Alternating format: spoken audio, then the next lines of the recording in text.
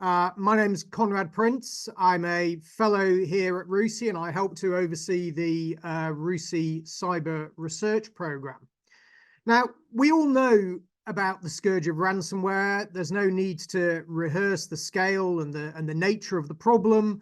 Many governments see ransomware as the biggest cyber threat that they face. It's widely regarded across the world as a national security issue. And it's a criminal enterprise worth maybe $20 billion a year. Possibly the most controversial policy issue around ransomware and the response to the ransomware is the question of whether government should put a ban on paying ransoms. Now, this issue has been on and off the agenda for a number of years now. It seems perhaps to be coming back on the agenda at the moment, and Kieran Martin, one of our panelists, issued a direct call for a ban in an op-ed for the Times only last month. So if this feels like a really good time to bring together some experts to debate this question, should governments be banning ransom payments or not? Would it make a difference? So we've got a stellar panel today to discuss the pros and cons of a ban and what the alternatives might be. So I'm joined by Kieran Martin, of course, the founding CEO of the National Cybersecurity Centre after a long and distinguished career in a range of roles across government. Kieran's now Professor of Practice at the Blavatnik School of Government in Oxford, amongst many other things, and is one of the UK's most authoritative and frequent cyber commentators. Tom Keating is the Director of the Centre for Financial Crime and Security Studies at RUSI. Amongst many things, he's looked at issues around kidnap for ransom, terrorist financing, how to deal with these sorts of really thorny challenges. So it's great to have Tom with us. We're also joined by Jen Ellis. So Jen is the founder of Next Gen Security. She's the co-chair of the Ransomware Task Force, amongst many other roles across the cyber ecosystem. So it's great to have you with us, Jen. Thank you for joining us. And last but not least, Jamie McColl. So Jamie's a research fellow here at RUSI who has written and researched extensively on different aspects of ransomware, cyber insurance, and other kind of really knotty cyber topics. So it's great to have Jamie with us as well. So the way this is going to work is I'm going to start in a minute by inviting Kieran to make some opening remarks from his perspective on the issue. Then we'll get some views from Jen. And after that, we're going to go into a debate framed, I think, around three broad themes. So firstly, kind of, would a ban work? What are the pros and cons of a ban? Secondly, how might a ban be implemented? You know, what are the practicalities? And finally, what are the alternatives? What are the other options? Now, we've only got an hour to cover quite a lot of ground, so we might not have much time to take audience questions, but if you do have questions, please put them in the Zoom Q&A function, and I will try to get to them as and when I can through the event, and that would be great. Thank you. So thanks again, everyone, for joining us. And with that, I'd like to hand over to Kieran for some opening remarks. So Kieran, over to you. Thank you, Conrad, for that excellent introduction, particularly your description of me as one of the UK's most frequent cyber commentators. It reminds me of the review of Alan Partridge's autobiography, which described it as very thorough. So thank you for that. And thank you to RUSI for organising such an excellent panel on such an important issue, and for everybody for giving up their time. When I wrote the Times article in a month or so ago, I got messages from lots of colleagues describing it as brave and courageous. And for those like Conrad and myself who spent quite a lot of our lives in the civil service, we know that that is code for mad. And it has provoked a debate. So perhaps having been brave, I'll now start with something slightly cowardly, which is that the format of a Times Thunderer slot is 415 words.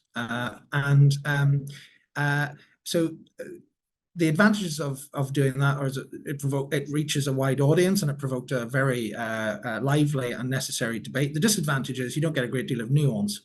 There are two bits of nuance that I'd like to start with. One is this is not a slam dunk issue. It's a really difficult problem. I'm not here to assert that there's one really obvious way out of ransomware and for some mad reason we're not doing, and that's not where we are at all. This is a very finely balanced, complicated issue of public policy. And the second thing is, and I've written elsewhere about this, I'm not advocating that there is one single measure on its own in terms of a ban, that you just pass a one-line law saying thou shalt not pay ransoms to criminals, and that would be a viable policy option. It wouldn't. One of the most interesting things I've ever done in this space was I co-wrote an article with Tara Wheeler, the US cybersecurity expert for the Brookings Institute, and she is a implacable intellectual opponent of a ban. But we tried to say, well, look, if you had to, if you lost the argument, or if I won the argument, what would the least harmful nature, given that there would be some harm to a ban, it might do some good. What sort of things might you want to look at around a ban that would make it work? So we might explore some of those. But to get slightly courageous again, we are not addressing an abstract academic exercise. We're addressing a serious problem. There is a status quo and it's terrible. And my starting position is, where is the government paper, either this government or any other government paper, saying why we should not make illegal large-scale payments to criminals? That's the question. It's not should there be a ransomware ban, it's why isn't there one? Because it's pretty obvious in my view that's the right intellectual starting point given such large-scale harm that's being done. And the burden of proof is on those who would wish to keep it lawful, to have the way out being large-scale transfers of lawfully generated economic wealth to Russian-based cyber criminals. That's where the burden of proof is. And the real frustration for me is I have not seen a government publish a paper. I've seen plenty of government officials, I used to do it myself, stand up and podium and say, oh, it'd be very difficult, you might drive it underground, people would get around it and so forth, but not undertake a serious public analysis of what the pros and cons are and what we needed to make it work. And I think the onus is on government, if it doesn't want to ban this, to actually engage in that debate and set out convincingly why it wouldn't work. I would like to just then point to two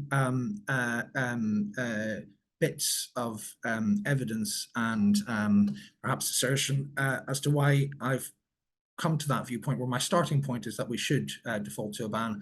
One is, I think, because we have now moved to a situation where large parts of the economy in some countries do not pay, largely because the public sector in most countries won't pay, we are beginning to get a comparative evidence base. Now, it's not well enough statistically analysed, but if you look at just big ticket news coverage items and compare the British NHS with US healthcare, and you look at the comparative incidence of serious ransomware, I'm not saying the NHS is exempt from ransomware or the British state, look at the British Library, but the well-known cases and highly disruptive cases seem to be significantly lower.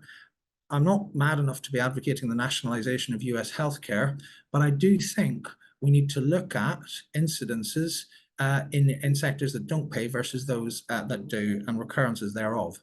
The second thing is, when we are taught, we now, I think, should talk about two distinct, often combined, but very distinct types of extortion. One is systems encryption, when your system doesn't work, so you're running out of money, you can't provide your services. And the other is data extortion. And following the Medibank hack in Australia, which was data extortion, more than a third of the population's medical records, and the Australian nation held its nerve. The data was dumped, they carried through in their threat, and as far as we can tell, nobody got harmed. I actually think data extortion never works. There is no case to pay, pretty much ever, no exceptions. You can always construct a catastrophic case in systems encryption. I'm beginning to think the case is never there.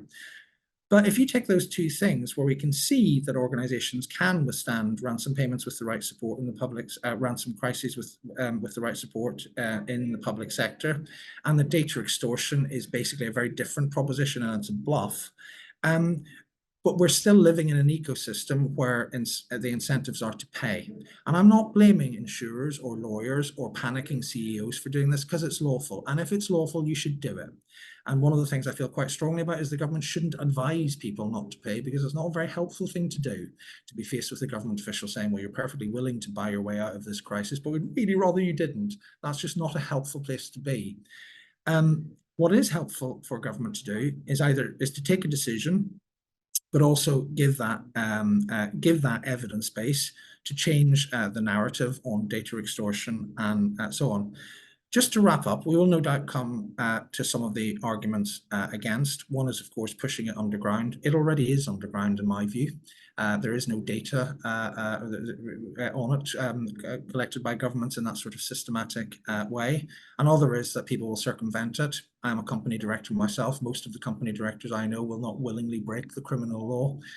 It does change the dynamics. Some might.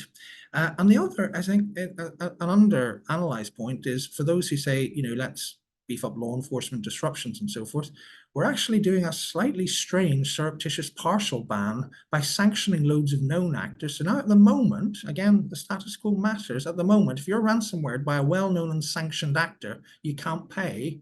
But if it's a newbie, you can. And the duty is on you as the victim to ascertain whether it's illegal to pay or not. That's a bit weird. I don't think we should be going down that route, whatever else we do. So I think the government should make up its mind decisively and should, even if I lose the argument, it should set out very clearly why it is deciding not to pursue a path where I would have thought the presumption should be this should not be a lawful activity.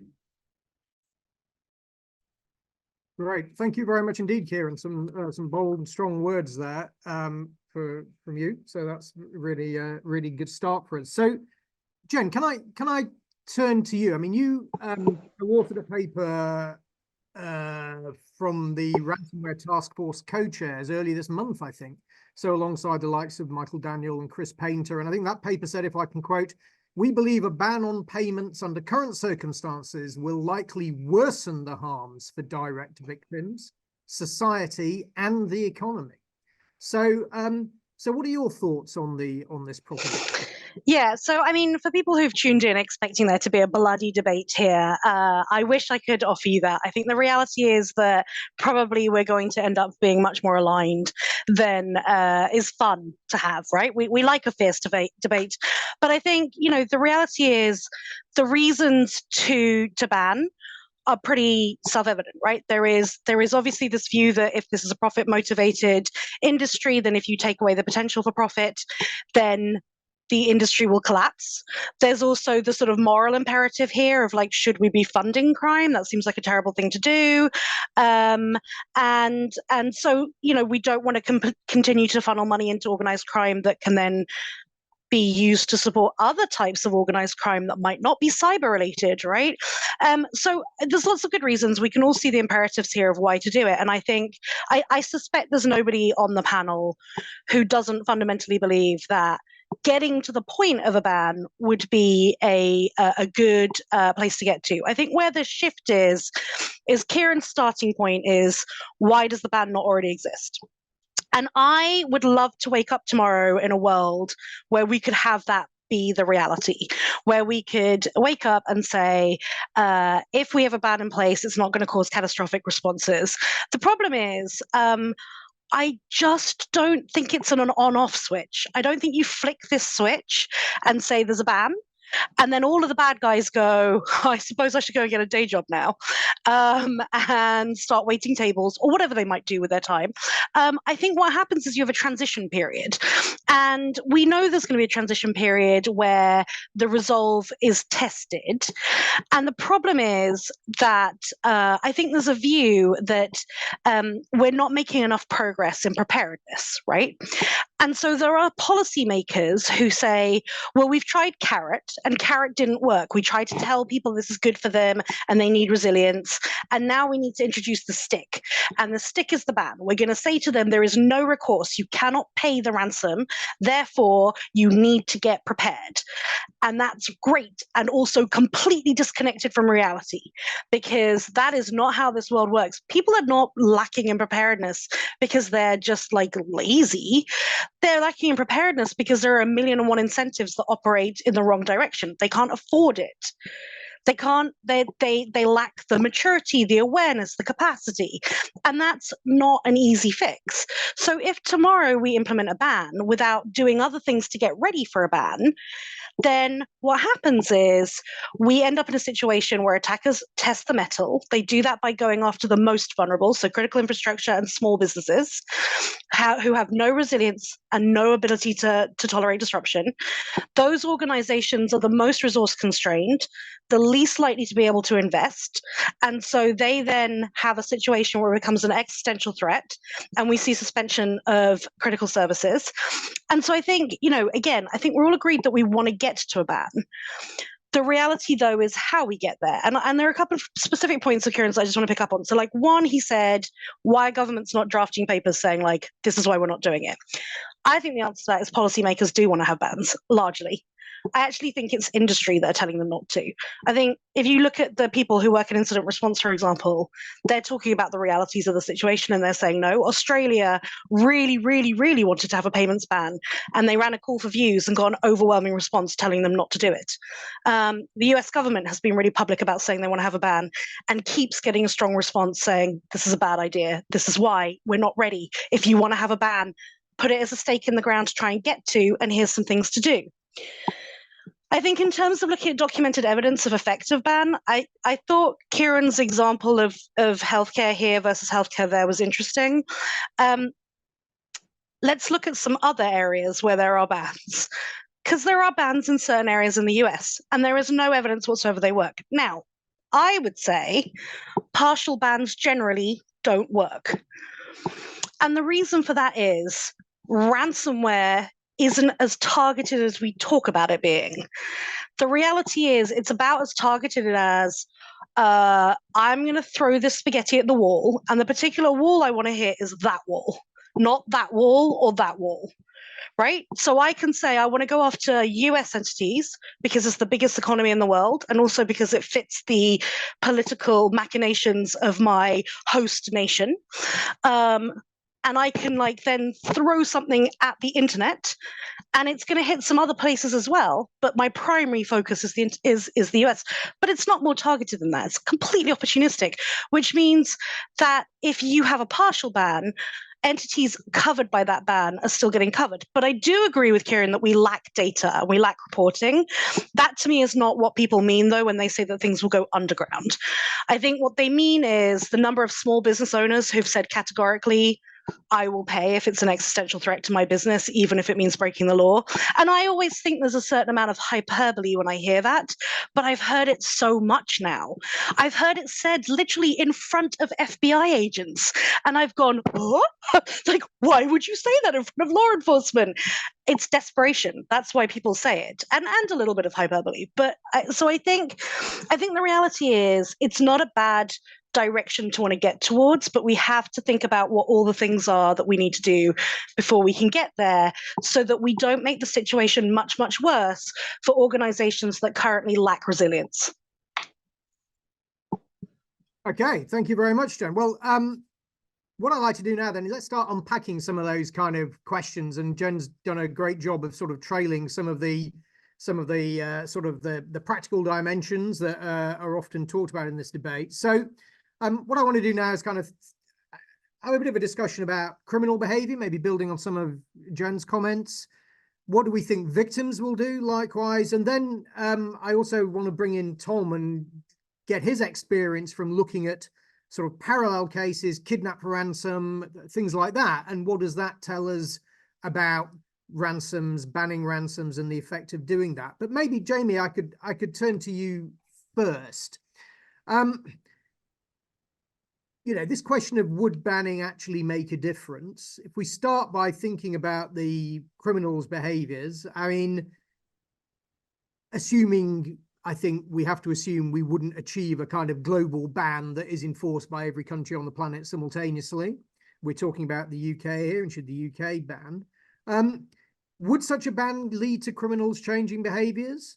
Would they step away from targeting countries where there's a ban? Or Jen suggests maybe it doesn't quite work like that. Would criminals adapt? How would they behave? I mean, what do you think about that? How do you think criminals would respond to the implementation of a ban in the UK?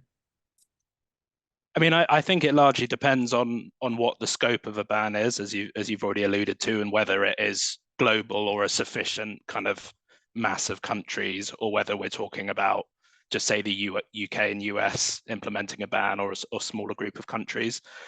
And I think if it's the latter, I think as Jen has already alluded to, the ransomware business model as kind of the NCSC's and NCA's own white paper has made clear, is largely opportunistic. You know, they're looking for victims that are first and foremost easy to compromise, whether it's through kind of internet-facing vulnerabilities or stolen credentials obtained through brokers.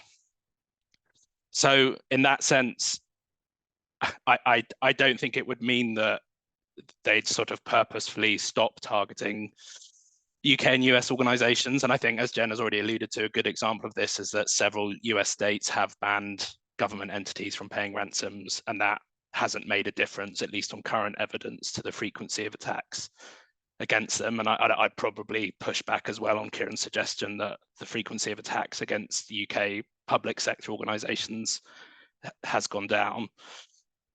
I also think, you know, ransomware threat actors can be quite vengeful and like to make a very public statement. And I think in the short and the medium term, any government implementing a national ban or any country implementing a national ban, we may see kind of punishment attacks against them. And although, as I said, ransomware is largely opportunistic because it allows them to generate greater volume, that doesn't mean they couldn't focus on targeting some specific countries if they wanted to. And then I think the question around, well, what will they do if a ban does work? I think we have to consider the fact that what comes next may be worse than what we currently have. And that's not an argument against the ban necessarily, but more that whatever policy process we go through thinking about the pros and cons of implementing a ban, I think there does have to be some forward-looking focus thinking about what comes next and whether that's more destructive or disruptive than what we currently have. Okay, thanks. And still with you, Jamie. So if that's the criminal side of it, what about the victim side of it? I mean, and I'll give Kieran an opportunity to respond in a second, but I think in certainly in the Times piece, Kieran sort of says that company directors will abide by a ban basically because they don't want to break the law. What are your thoughts about that? What are your thoughts about this whole argument that says, well, we'll just see things, you know, the whole process of payment of a ransom going underground. We'll see companies that can do, you know, setting up entities in other countries that aren't covered by a ban. We'll see a kind of ecosystem developing of kind of shadowy companies that act as kind of brokers, provide some distance for the victim, but fundamentally are paying the ransoms. That actually it will just create a kind of different ecosystem to essentially pay. I mean, what do you think about those arguments around how victims will operate? I think it depends on what the penalty is for paying, whether it's fines or whether it's something more serious like, you know, jail time. And if it's the latter, I would question whether that is ultimately fair when it's a victim of a crime that's trying to get themselves out of a difficult situation. But I mean, largely, I agree with Kieran that I think most victims will comply with the law. I think it's more, the question for me is more, is it fair to put them in that position, given the lack of alternatives and the lack of support from government? Okay, Kieran, can I just, before bringing in Tom, can I just circle back to you then? So I guess I'm particularly interested in exploring this question of just the practical reality of criminal behavior. So, you know, the proposition is that just the way that ransomware criminals operate is not broadly in a very targeted way. They're not sitting there spending weeks researching victims, you know, precisely targeting what they're doing. They're just chucking it up against the wall, seeing what sticks. You know, there are plenty of examples of companies that have been hit by ransomware where the criminals haven't really even bothered following up because, you know, presumably they're too busy, you know, extorting other people. And that this happens in a kind of global basis. So, you know, given all of your experience, I mean, what's your response to that? Because that kind of sounds like, it feels like, you know, there's an argument that says, well, even if we ban it in the UK, lots of UK-based companies are still going to get caught up in, you know, indiscriminate ransomware operations. It's not going to prevent them becoming victims. It's just going to deny them, one extra avenue that they could go down to try and, get themselves out of what might be an existential crisis. I mean, what's your response to that? Thanks, Conrad. And great comments from Jen and Jamie. I mean, I think there are two, there's all sorts of things going on in terms of analysing criminal behaviour, and it would take too long to delve into it. So just briefly, one, the point about UK victims with a multinational dimension. I mean,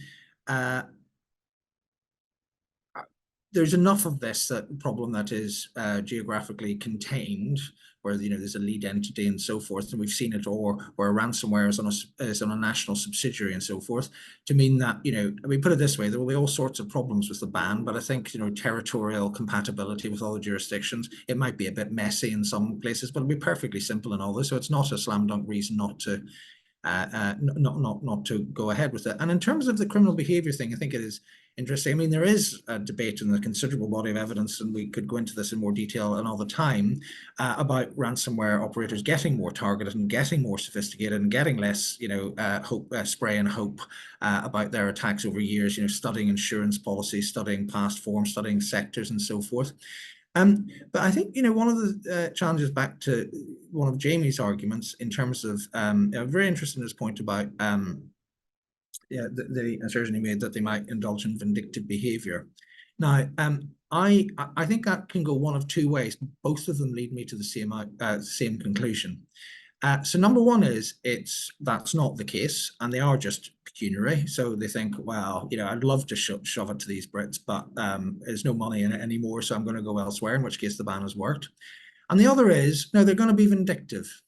And in that case, as parliamentary committees and congressional committees in the UK and the US have included, ransomware really is a national security threat.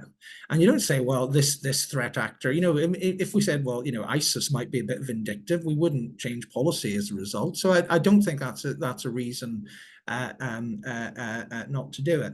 Now, Jamie and I think is one of the problems with the debate, and it is somewhere where the government or academics or whatever can step in if it's properly prioritized. Jamie and I have both made assertions, and speaking for myself, I made an assertion. I think he made an assertion back about whether the British public sector suffers less. So my assertion was the UK healthcare suffers less comparatively than US ransomware. Now, I can't prove that. I don't think you can prove it in the other direction. I do think that's the sort of thing the government should be commissioning an analysis of. I mean, I can't do it on my own. Maybe Brucey can, but that is exactly the sort of evidence base that we need. I do think anecdotally, I mean, just looking at, we haven't had a Change Healthcare type fiasco. We haven't had all the sort of big outages and so forth. We have had something. So I think there is at least a hypothesis to be tested there. And if it is the case, then that does tell us something. So I think we should be analysing that, absolutely. Yeah. Can I just say the word WannaCry? I'm just going to leave it there. But no, I was thinking that, and in the interest of time, I didn't say it. WannaCry was not a targeted ransomware attack in the NHS. It was a cack-handed North Korean attempt on they weren't collecting the ransoms from. There were a few NHS organisations that tried to pay and couldn't, because WannaCry wasn't. It was a mess. It was an accident. There have been some NHS. There was the 111 service was down. Mental health services were down. Supply chain issue. So I'm not saying it's unknown. There's the normal patient data extortion from time to time, but I think in terms of just, you could probably do a bar chart of, headline relating to major disruptions in US versus UK healthcare from ransomware. And I think the US bar would be significantly higher, but we need better data than that. Okay, thank you. So, lack of data is a problem. Lots of assertions on either side to describe it like that. Can I now bring in Tom? You've been very patient. Thank you very much for that, Tom. So, in an environment where we maybe don't have a lot of definitive data, it could be particularly important to look at experiences in other parallel environments.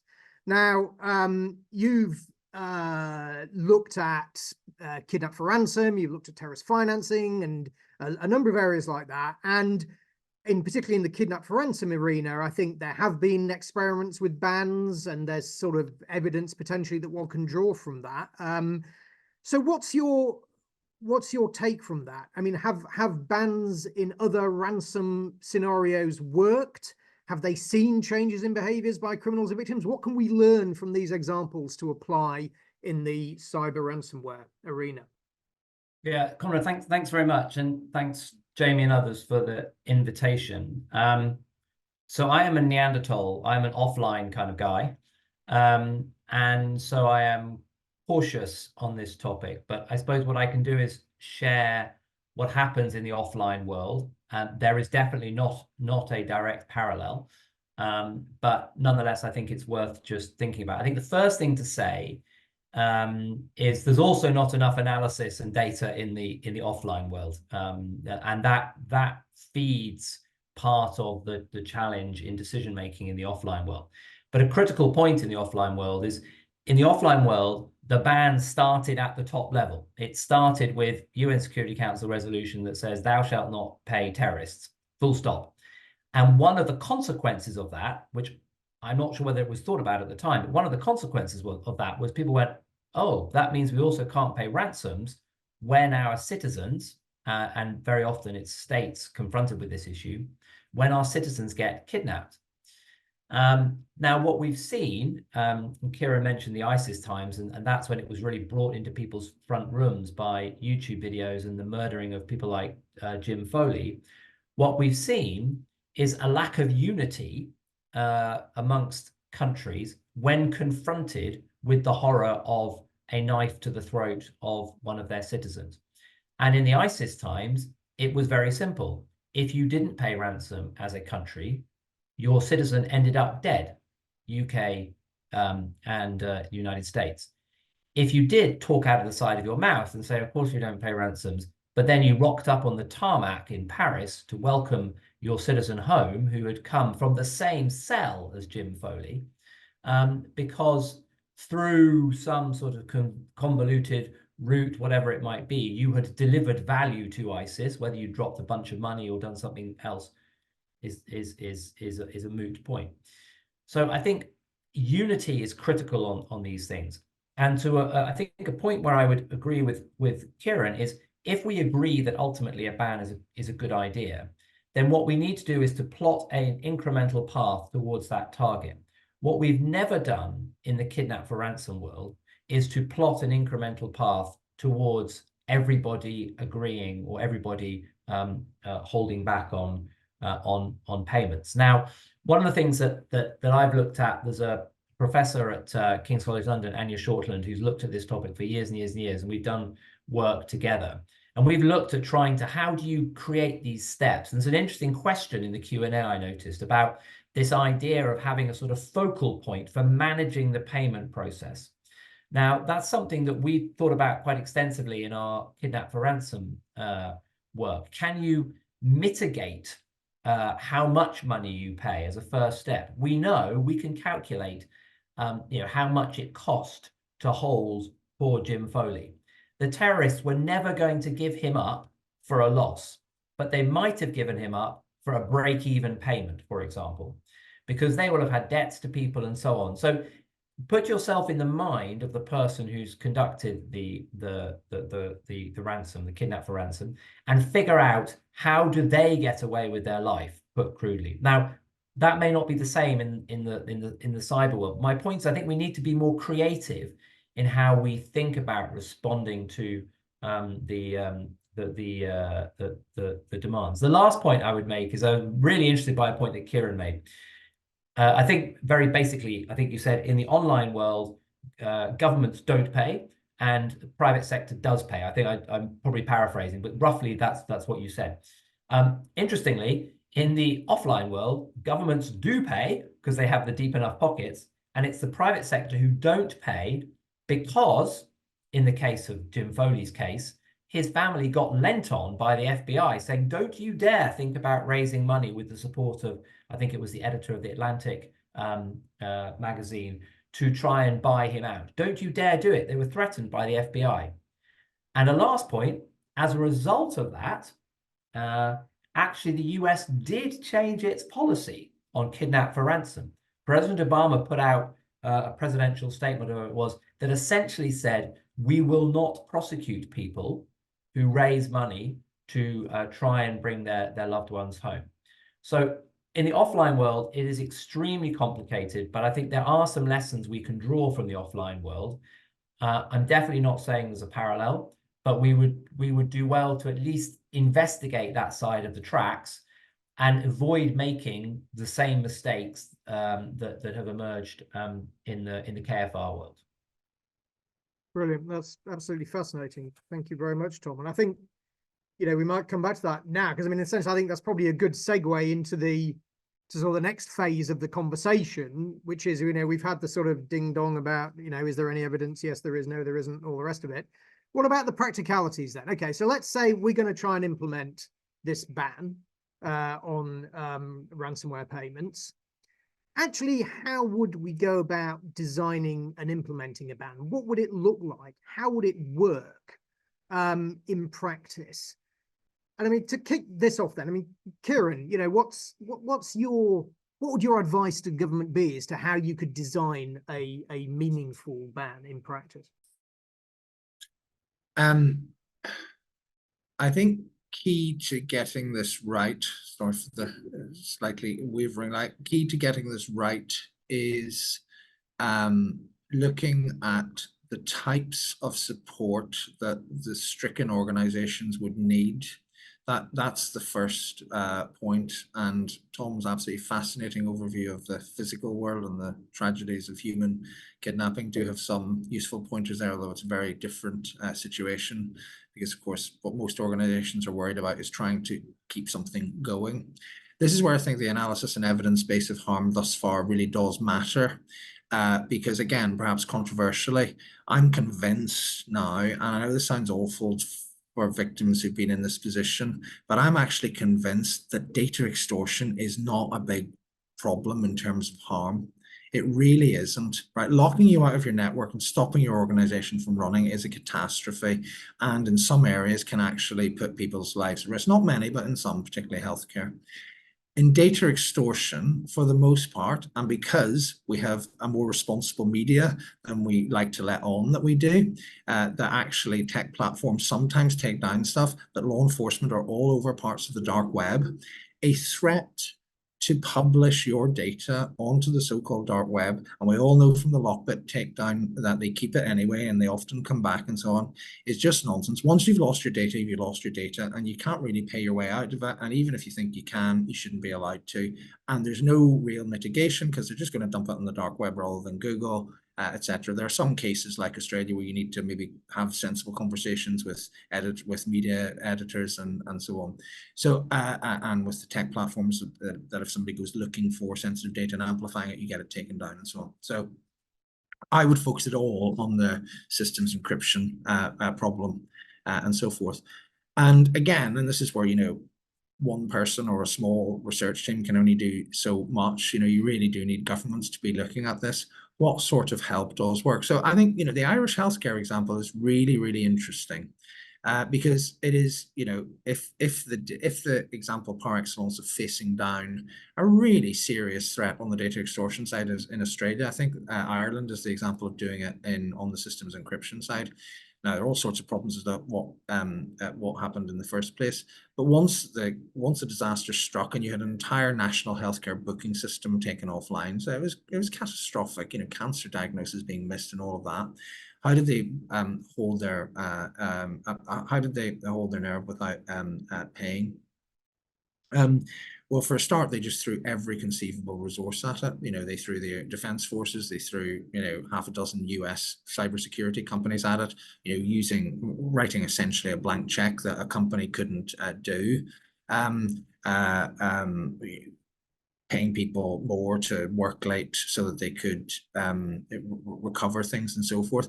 It's, you know, to what extent is it possible, looking at things, some of the things Tom's talked about, some of the lessons from, for example, when you couldn't insure commercial property in Northern Ireland during the Troubles, all sorts of things where there is basically a serious criminal or political criminal threat where the normal market doesn't work. What sort of backstop can you give do you have some type of backstop insurance? Do you have a backstop emergency support scheme that if it reaches a sufficient criteria you can call on? I don't quite know, but that's the one place I would really focus, because the only time where I think the only time where it will make sense to pay is when you're about to go under, or someone's about to, frankly, a hospital's not going to be able to treat people.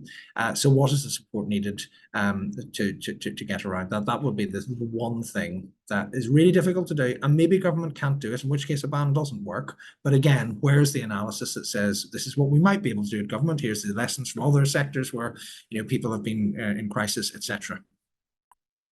Well, I guess the challenge that comes from that is that the balance between, on the one hand, taking away a potential route to help a victim get themselves out of problems, though I think, as everyone agrees, absolutely not a silver bullet, and in many cases probably won't help anyway, even with encryption, on a promise that the government will come riding to the rescue.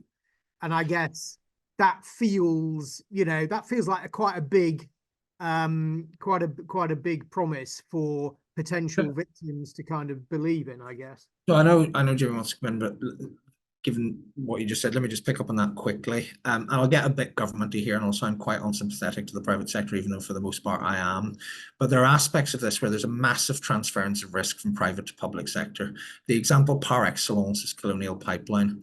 So Colonial Pipeline takes a series of commercial decisions, and it's perfectly entitled to do, but it transfers all of the consequence management onto the federal government, whether that's suspending regulations about the transport of fuel by road, whether it's public order at gas stations that are running out of fuel, whether it's the FBI going to get the ransom back. All of the risk and operational burden is transferred onto the public sector, onto the federal government, that had no say in any of Colonial's point. What's really interesting, Jen mentioned Australia. One of the things in Australia's legislative consultation proposal is a power of consequence management. In other words, if a cyber incident, and it's not just ransomware, if a cyber incident, even if it's in the private sector, just gets serious enough that it's, obviously there are all sorts of definitional challenges here, but it gets serious enough where it's basically about public safety and public order and the public interest, the government can take it over. That's quite interesting. So there is a point at which risk transfers from the private body to the wider public society, and the criminals exploit it brilliantly, particularly in the US. And that's why maybe we need to think about a power of consequence management as well. Just say, right, well, the government isn't just hearing a promise, it will actually take it on for you. Absolutely. Government not just leaning in, but taking it over. All right. Right. Jamie, you've got your hand up. Please say something wise. No pressure. I mean, I agree with everything Kieran has proposed here and in other places in terms of additional recovery and support for victims outside of the public sector or critical national infrastructure. I think my concern is that I see very little appetite from within any government to go down that route, because it requires quite a significant recalibration of who is responsible for cyber risk and, to be honest, going after cyber criminals as well. And a lot of my research over the last couple of years has been on working or speaking to victims of ransomware. And for the vast majority of victims in the private sector, government and law enforcement are completely absent from the response and recovery process. And I'm wary that government will sort of choose the stick but not go with any of the carrots as well. Okay, too much stick, not enough carrot. Jen and then Tom. Yeah, so I mean, I think Jamie just summarized why the RTF put out the paper, and actually the recommendations we made 3 years ago, they've been the same recommendations all the way through about how you get to a ban, but we felt the need to put it out now because we did feel that swing in the sort of tone around policy discussions, right? There's a feeling of like, well, we've done some disruptive campaigns and we've introduced some sanctions, and all we're seeing is the number go up. And we've got reporting requirements coming in, and like none of it's working. And you used the fatal words earlier, there's no silver bullet, right? Which is completely accurate.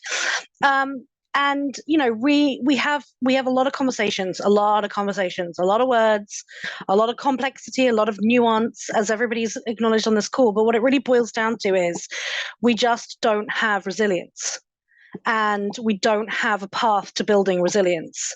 And so there are things that we can do, exactly like Kieran suggested. I actually really think if you want to get to a ban, you have to look at those elements of providing support.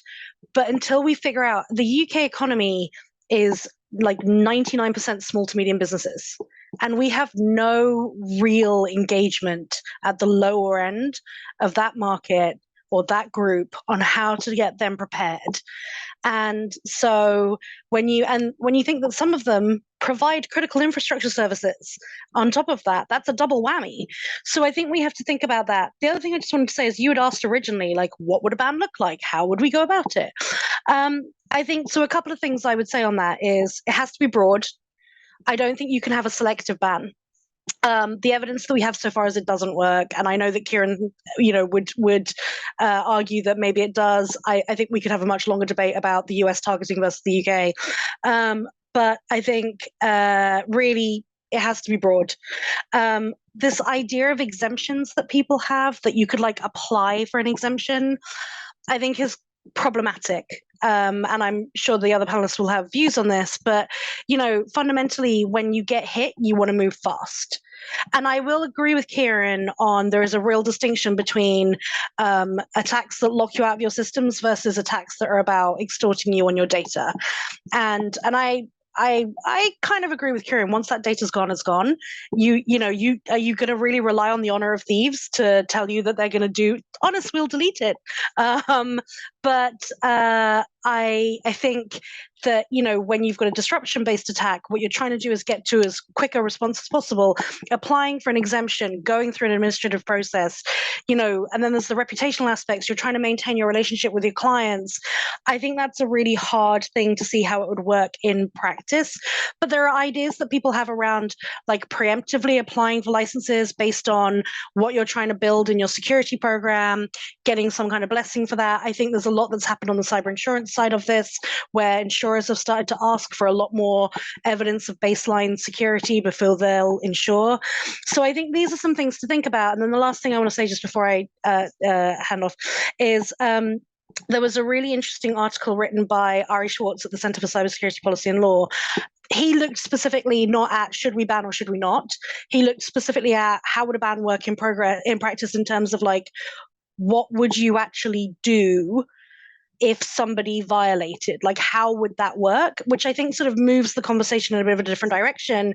And to Jamie's point earlier, do we really want to be sending people to prison purely because they own a small business? Maybe it's a family business. Maybe they spent their entire life building it, and they face an existential threat and an impossible choice to make, and they don't know what to do, right? And so I think we have to look at what the alternatives are that actually are pragmatic and proportionate. Thank you very much. Brilliant. Thanks very much. And I want to just pick up a couple of those with Kieran in a second. But first of all, Tom. Yeah, I wanted to just add one thing to what I said earlier on, but it then leads into reflecting on what I've just heard. What I should have said earlier on is that, of course, I focused on the question of the international legal ban on the payments to terrorist organizations, ergo paying ransom to terrorist organizations. But it is, generally speaking, not illegal to pay ransoms in criminal situations, so express kidnappings in Latin America or whatever it might be. And there, a kind of an understanding, if you like, a market has emerged. And a critical point in all of this is that, picking up on something that Jen said and others have said, is the question of incentivization. So, you speak to any BBC journalist, that BBC journalist will not know whether the BBC has kidnapped for ransom insurance or not, but he well knows, or she well knows, that if they don't take certain steps, regardless of whether they have insurance or not, that insurance will not cover them should they be kidnapped. So I just wonder, and again, it's a kind of a question from someone who's naive on your all world, but have we actually yet set out the playing field and the rules of the game by which those that might be victims of ransomware attacks are playing. In other words, do you know that, you know, if you, sorry, I'm going to sound like, again, like an ignorant, but you know, if you haven't updated your various security systems and so on your computer, it's akin to not locking the front door of your house and going out and expecting the insurance company to help you out when you are burgled. And I don't know the answer to this, but I think before we, again, back to my point about incrementalism, you know, we need to set a baseline and then build from there. And that is what the offline ransom world has done, where it is allowed by law to pay ransoms, which in most cases it is. The terror-related cases are a vanishingly small percentage. Interesting. I mean, picking up the incrementalism point with you, Kieran. I mean, again, also something that Jen said. I mean, Jen said, you know, kind of any ban needs to be broad. We can't, you know, we don't want to be troubling with exceptions. I mean, do you have a view on, is there a further incremental approach to bans? So as government's already said, public sector organizations aren't going to pay. Would it make sense to move to a ban, say, for CNI entities or some other defined group of entities, but not others? I mean, what are your thoughts on that kind of aspect of an incrementalist approach? Actually, despite what her predictions, I sort of sympathize with Jen's point about the wisdom of a broadly based ban if you're gonna have one. I think you know, perhaps, I mean, defining critical infrastructure is always in the private sector is always a pretty tricky exercise. And you know, I think we have to repeat the point, apologies again, we have an formally unanalyzed evidence base already from the public-private split. So I actually think that going broad is probably right. In terms of exemptions, again, I would share Jen's view. I think, you know, I wouldn't have Tom's expertise in the whole way this ecosystems works, but I think it's logical that if you have an exemptions framework, you incentivize the malicious actor towards those who are subject to the exemptions. I guess, and again, this is where serious government deliberation needs to be had. The government might need to take a backstop power. I mean, people applying for licenses, I think, troubles me, but I mean, the government probably, you know, needs powers to manage unforeseen emergencies for whatever cause they are, and there may be something in that space. Okay, thank you. Now, Jamie, you've got your hand up. Go ahead. Yeah, I think I'm wary of exemptions for specific sectors just because of how ransomware actors might adapt and start focusing on those sectors specifically, particularly if it is CNI. And then if we were to ban payments just for CNI, which, as Kieran said, is challenging, but does that just shift the problem more onto SMEs who are already not well placed to deal with it compared to CNI providers or larger organizations? On the licensing regime, I mean, with the current sanctions regime, particularly in the US, we're close to having a kind of informal licensing regime anyway, which I'm not, as Kieran said at the start, I'm personally not a particularly big fan of because it's very unwieldy and, as Jen noted, very slow to respond to the requests of victims who need to act quickly. So I would personally be wary, to be honest, of an expansion of the current regime in the UK. Okay, thank you. And just whilst I've got you, Jamie, I mean, in the course of the discussion, Kieran raised this question of a kind of insurance backstop. I mean, you've done a lot of work on cyber insurance. What's your take on that? Well, I mean, a backstop, the current discussion about a backstop is about backstopping systemic or kind of catastrophic risk, not about backstopping cybercrime for small businesses. So I don't get the sense that there are really any policy discussions happening about that currently or any appetite for that. But clearly we have to have that if we're going to go down the implementing a ban route. So maybe, and I think maybe we're discussing the wrong thing when it comes to backstops at the moment, because I don't know, I'm maybe systemic risk is less of an issue than the kind of attritional ransomware scourge that we currently have. Right. So maybe that backstop discussion just needs quite a bit of reframing then. That's an interesting topic, probably for another day, I guess. Okay, well, we've got 5 minutes left. So I just want to move on to the sort of the final theme, which is essentially well, what are the alternatives then? And I guess maybe I'll start with Jen. So, you know, I know you've got quite a very nuanced position, but you know, you've said what you said in the ransomware task force piece. So if there are the concerns about the implications of going down the route of a ban right now, and maybe needs a lot more work and need to think about things incrementally, but what are the alternatives? You know, I mean, we don't seem to be doing brilliantly at suppressing the ransomware issue. So what else should we be doing? Yeah, so I mean, firstly, and I don't want to be pedantic, but I'm going to be. It's not the alternatives, right? Like I think this is the thing. I think this is where we are all pretty aligned, is that it's a yes and. Yes, we want to get to a ban. And in order to do that, here's the things that need to happen. And the reality is, again, to use the overused phrase in security of no silver bullets, it's not one thing. If there was one simple, straightforward, easy to define thing, we'd have done it by now. So we need to focus on how we build preparedness and resilience. Actually, we need to focus on how we build cyber resilience across the board, regardless of ransomware. You know, the reality is our reliance on connected technologies is only going to increase as we move forward. It's only going to become more complex as we introduce more innovation, AI, quantum, et cetera, into our environments. And so it is really critical that we figure out how to get ahead of this problem of resilience and how we change the dialogue and the way that small to mediums think about this problem, right? So that's the first thing. But there are not like one simple thing that you do there. We have to change the culture around technology. We have to change the way it's built so that it's built with secure principles built in by default and by design. We have to accelerate the disruptive activity. Disruptive activity doesn't make these people go away, but it makes the cost of what they're doing higher. It makes their lives more complicated, and we have to accelerate the rate of that. We have to make it harder for them to monetize.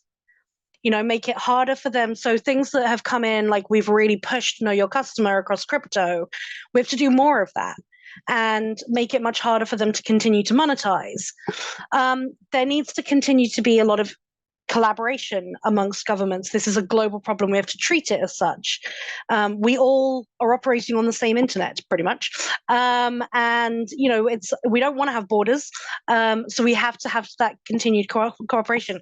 We have to continue to focus on how to tackle the safe havens that are harboring these organized criminals. That's a real challenge because a lot of the countries we're talking about here are not countries that we have a whole lot of levers with, and the levers we did have, we've used. Like we have a lot of sanctions in place against Russia, against North Korea, et cetera, right? So I think you cannot, like, people always want to make this very simple, and it isn't simple. That's why we are where we are. And in reality, if it wasn't ransomware we would be talking about today, we would be talking about a different form of cybercrime, because there is a lot of access to technical infrastructure. There are a lot of people willing to manipulate it and use it, and we're all reliant on connected systems. And so I think we have to not just look at the ransomware problem, but we have to look at the broader ecosystem of where we're going to and how we actually build in a lot more resilience into the way we think about technology generally. Thank you very much. I mean, that, you know, and as you said, it's a huge complex agenda that is essentially the agenda of how we do better cybersecurity. Are you at all concerned that this kind of ban ransomware is a bit of gesture politics then, fundamentally? Do you think that kind of sense that, well, here's something that we can do, we can pass a law, we can, you know, make a lot of noise, make you feel better. Governments from time to time, the current government seems to like banning things based on yesterday.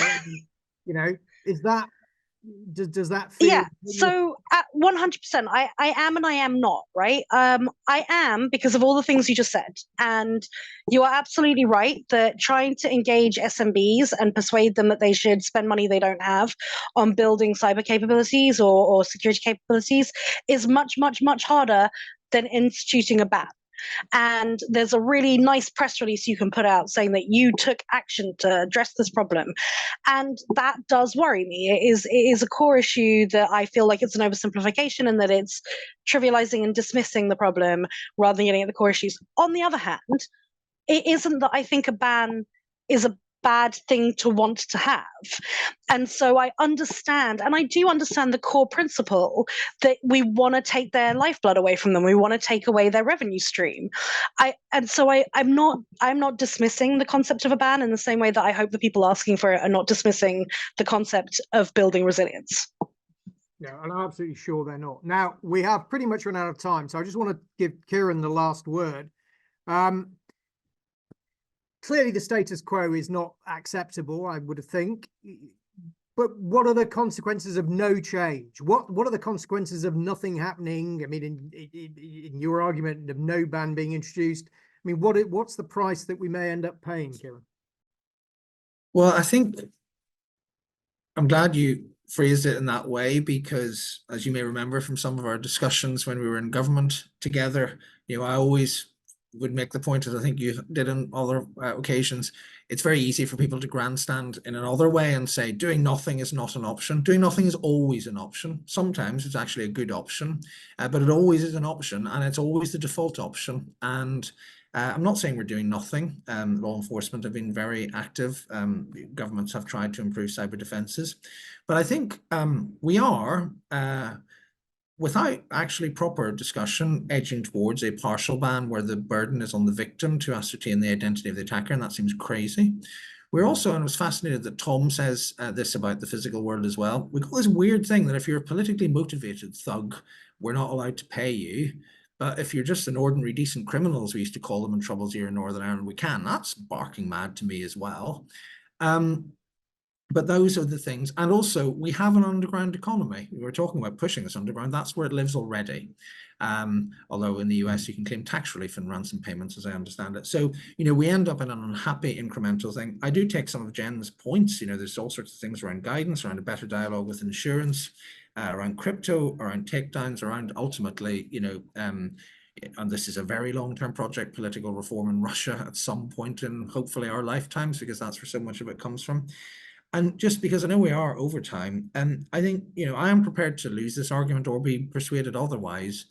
What I'd actually like to see, and I'm sorry to take refuge in process, but the career bureaucrats are allowed to do that, I guess. I would like to see a national ransomware strategy. It's a really big, complicated problem, and maybe a roadmap to a ban is part of it. Maybe a compelling argument against a ban is part of it. But some of Jen's and Tom's and Jamie's incremental. But it's just something that says, look, this is our roadmap towards mitigating and reducing this problem. And we don't have that, and we do need it. Well, I'm sure we can all agree on that. Thank you very much, Kieran. Jamie, you want to make one final point very quickly in about 30 seconds? Well, I think there's pretty good evidence that ransomware is killing people now in terms of the disruption to healthcare services in the US, and there are academic studies on that now. I do think we need to think about ways to increase the physical risk for some of these criminals. And there used to be a kind of meme about drone strikes on ransomware criminals, but we're sort of getting into the territory now where using more tools of the state that are available to us should be on the table, I think. Good. Well, drone strikes, that's a subject for another day, perhaps. But with that, we are going to have to call a halt. Thank you very much, this fantastic panel, Kieran, Tom, Jen, and Jamie. Thank you very much for joining us. I'm sorry we didn't get to all of your questions, but I hope we kind of wove them in the discussion as we were going. A really complex issue, lots of perspectives, but a fascinating debate. So thanks very much, everyone on the panel, and thanks everyone for joining us, and goodbye.